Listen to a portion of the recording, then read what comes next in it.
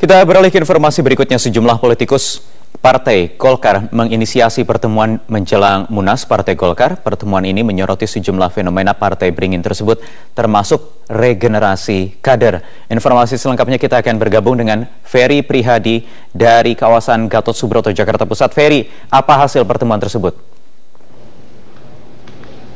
Wahyu, setidaknya tadi ada 4 poin yang disampaikan oleh Wakil Ketua Umum Partai Golkar, Agung Laksono, dan salah satu yang menyeruak dari hasil pertemuan ini adalah disebutkannya atau dideklarasikannya secara resmi 7 nama calon Ketua Umum yang akan bertarung dalam bursa pemilihan Ketua Umum dalam Musyawarah Nasional atau Munas yang didesak untuk dilakukan paling lambat pada bulan Januari tahun 2015 mendatang. Selain itu, tadi juga politisi-politisi Partai Golkar ini menyoroti beberapa fenomena yang terjadi di dalam partai, terutama adalah mengenai hasil dari pemilu legislatif dan juga pemilu presiden yang terjadi pada tahun ini. Dari 7 nama calon ketua umum yang tadi sudah disebutkan, beberapa di antaranya adalah Zainuddin Amali, Hajrianto Tohari, MS Hidayat, lalu ada juga Priyo Budi Santoso, Agung Laksono, dan juga Agus Gumiwang. Dan untuk lebih mengetahui lagi sebenarnya apa yang terjadi di dalam Partai Golkar ini, saya sudah bersama dengan politisi Partai Golkar yang juga Ketua DPP, yaitu Bapak Yoris Rawayai, dan juga ada Kang Agus Gumiwang yang salah satu calon Ketua Umum Partai Golkar ya. Yang saya ke Pak Yoris terlebih dahulu. Bapak mungkin bisa disebutkan dari beberapa pandangan politisi yang tadi hadir, yang tadi bertemu memperingati 50 tahun Partai Golkar juga, apa sebenarnya yang terjadi di Partai Golkar yang urgent atau harus segera diperbaiki, Pak?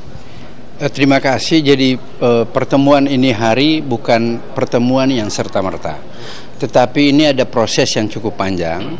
Sejak kita memasuki tahun kedua periode kepengurusan 2009-2014, bahwa catur sukses yang dilaksanakan dan dimanage oleh Partai Golkar yang dipimpin oleh Abu Rizal Bakri ternyata mulai menyimpang daripada komitmen dan platform perjuangan partai. Dan ini menjadi keresahan, kekecewaan yang mulai muncul mulai dari tingkat bawah paling bawah, dan dia berakumulasi dan akhirnya klimaksnya pada pilpres dan terbentuknya koalisi merah putih. Nah, semua yang hadir tadi itu dari pemikiran, semangat, dan idealisme yang sama bahwa partai ini harus diselamatkan. Nah, dengan cara diselamatkan, dan mekanisme penyelamatan kita semua sepakat bahwa harus melalui konstitusi.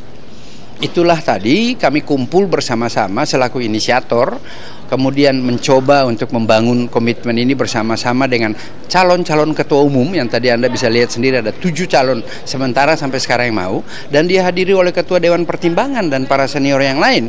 Dan ini semua punya semangat yang sama bahwa kondisi sekarang adalah kondisi extraordinary, maka kita harus melakukan langkah-langkah terobosan dalam rangka menyelamatkan partai melalui satu perubahan yang harus dilaksanakan secepatnya. Oke, untuk kepentingan partai ke depan minimal pada 2019 yang akan datang. Oke, berarti regenerasi kuncinya itu. Saya sekarang ke Kang Agus. Kang Agus, apa urgensinya atau apa yang melatar belakangi sehingga Anda tadi dengan 6 rekan lainnya secara terbuka mengumumkan diri, oke, kami sebagai ketua. Ini sudah tertutup atau masih terbuka untuk berkompetisi dengan calon lainnya?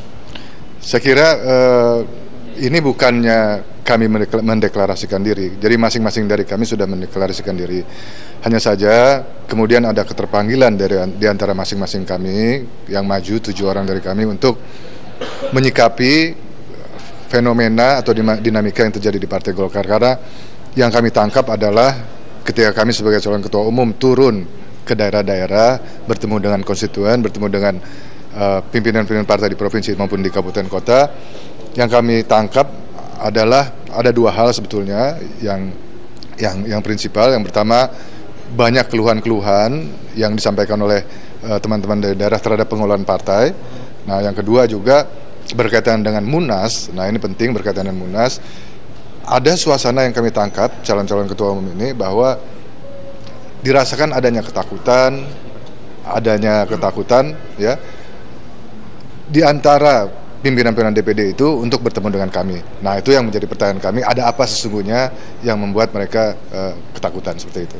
Oke, berarti ini masih terbuka, nanti Anda juga bersiap berkompetisi dengan calon-calon lainnya ya. Oke, terima kasih Bapak-bapak atas keterangannya. Mohon maaf sekali waktu kita sangat terbatas, dan keputusan lainnya yang diinisiasi oleh inisiator-inisiator atau politisi-politisi Partai Golkar tadi adalah agar Musyawarah Nasional atau Munas diselenggarakan paling lambat bulan Januari tahun 2015 dan juga Rapimnas paling lambat dilakukan pada bulan November 2014 ini. Untuk sementara demikian, kembali ke studio Wahyu.